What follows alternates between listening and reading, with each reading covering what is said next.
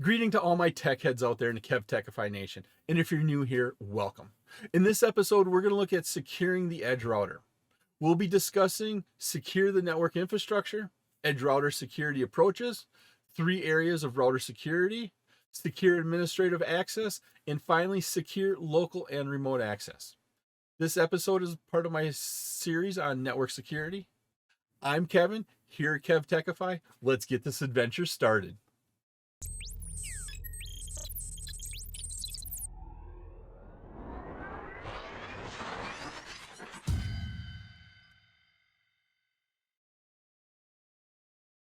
Securing that network infrastructure is critical to overall network security.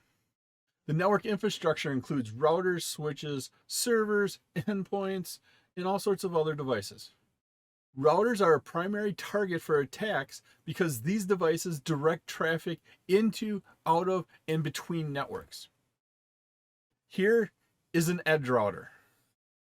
This edge router is the last router between your organization, so this is you over here, your organization, and an untrusted or the internet. So this edge router is the last router there.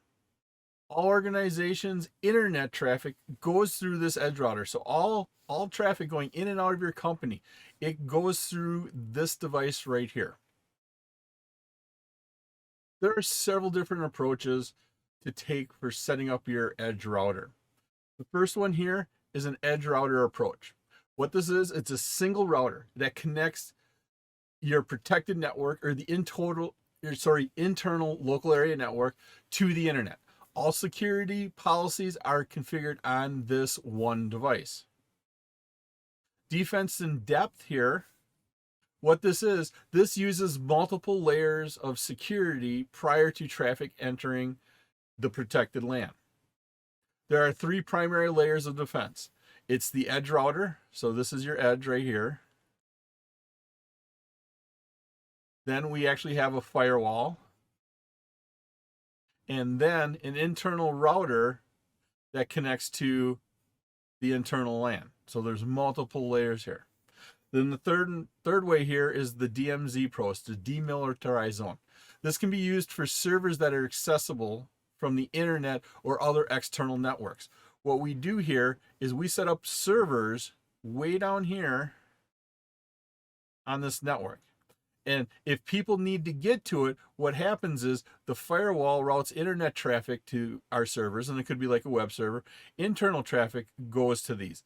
That way, when people, your customers, have to get to that web server, they don't make it all the way into your network.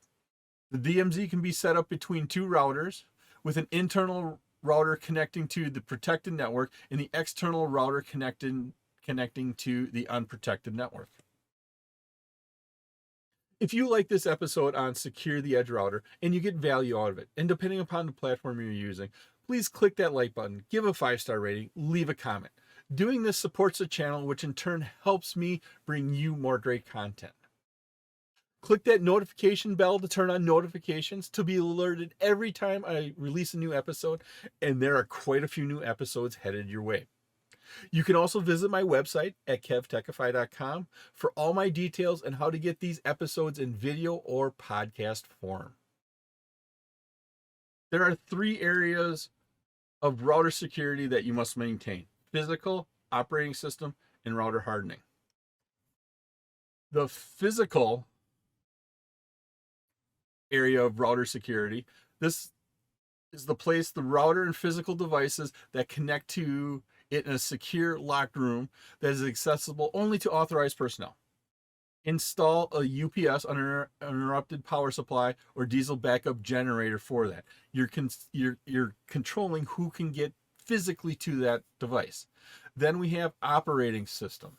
Configure the router with the maximum amount of memory possible.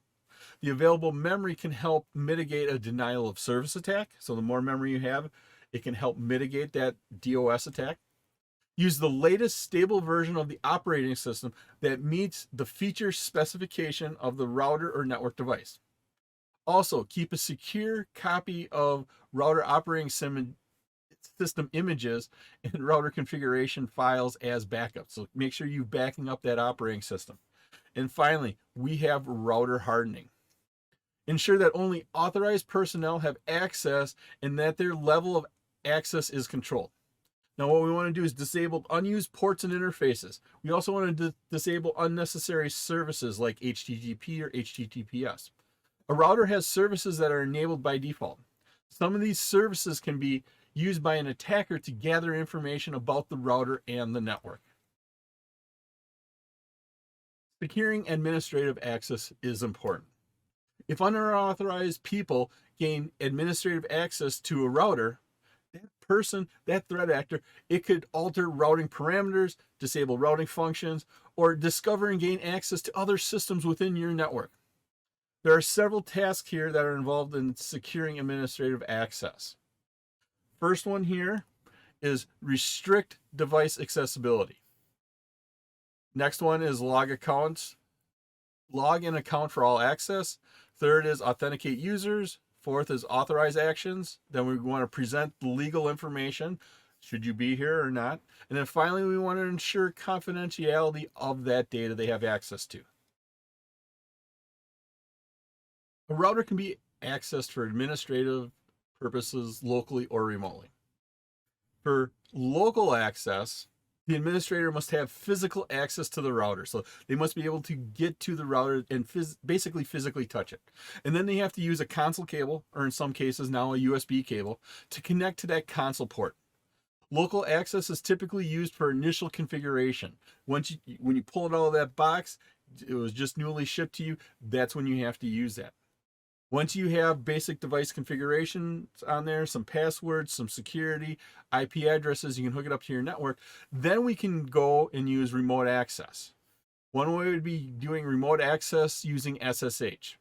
Although the aux port is an option here, so the aux port down here is an option. The most common way is using Telnet, SSH, HTTP, HTTPS, SNMP connections to the router. The computer can only be on the local network or a remote network. Now, local access, we talked about using that console cable. So right here, we talked about using a console cable. And basically, you think about it, you have to be within the length of your console cable to configure that device. So you need physical access. Down here, remote access, using SSH, you have to have an IP address that needs to be on the network. You have to do some basic configuration, but then you can access this anywhere. This is where you sit in your office, feet up on your desk, headphones on, and you can configure that device anywhere in the world, whether it's on your desk, across the hall, different building, or halfway around the world. And then down here, using a modem or auxiliary port. Think of this using a phone line. Anywhere you can get a phone line ran, which is basically anywhere in the United States, you can set up a modem or the auxiliary port. And what's the advantage of this? If you're in the middle of nowhere or if you have a router in the middle of nowhere and you need to go and work on it, it's a 6-hour drive there. You work on it for 10 minutes and you can come back. If you have this set up, you can do it remotely through that phone line, through the modem, through the auxiliary port. The downside is you have to pay the monthly fee for that local phone line. It was my pleasure to provide you with this wonderful episode on securing the edge router. If you like this episode and you got value out of it, and depending upon the platform you're using, please click that like button, give a 5-star rating, leave a comment. This all helps me bring you more great content. Please take a minute to subscribe to my channel and click that notification bell. That way you'll be alerted every time I release a new episode. All my socials and contact information are on my website, KevTechify.com, and you can get all of these episodes in video and podcast form. In the upper right is my playlist for my series on network security. In the bottom right is one of my favorite videos that I linked just for you. Thank you so much for watching this episode on my series on network security. Once again, I'm Kevin. This is KevTechify. I'll see you next time for another great adventure.